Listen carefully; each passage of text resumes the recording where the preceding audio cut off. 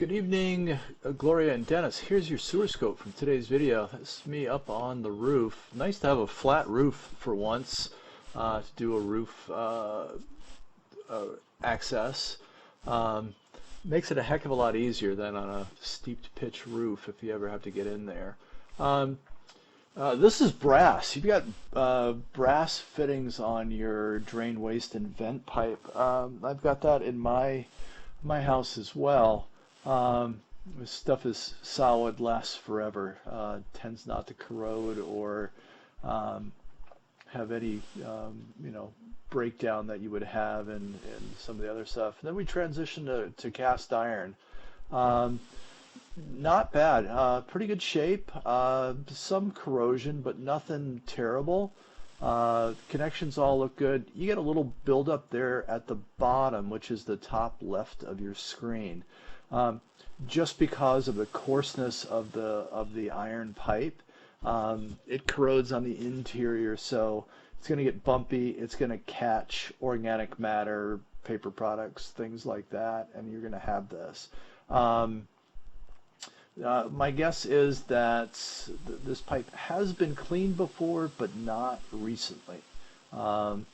When we get towards the end of the pipe, you'll see greater buildup, like I kind of mentioned today. Here we're holding a little toilet paper right here, normal, especially when you're going in, if you have any kind of a lip or anything like that.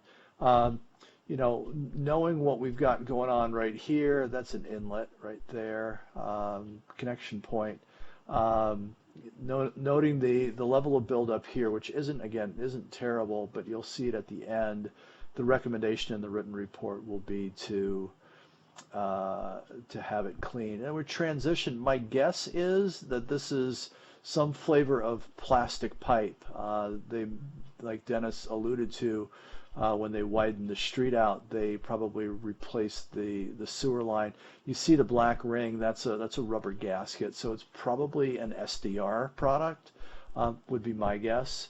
Nice to have. I thought originally it was a concrete pipe, but you get longer lengths here. There are some 10 or 12 foot lengths in here that you probably wouldn't have with concrete. Possibly you could, but in any event, the big takeaway is that it looks really pretty good. All of your fittings are intact. Everything's stayed together. We're starting to turn down. Notice how the camera head swiveled there. Anytime you get a drop like that, the tendency is for the head to turn a little bit. We will, coming up here in a few feet, another less than 10 feet, we'll switch back to either cast iron or they may have gone to clay. It's really hard to tell just for the simple fact that you'll see it's really caked and dirty. That ring right there was probably just to help with the fitting in there. As you can see, the buildup there at the bottom of the pipe, and we just get worse as we go along. Hard to tell for sure, but this is potentially, with the water in there, this is almost more than half of the diameter of the pipe is filled with this.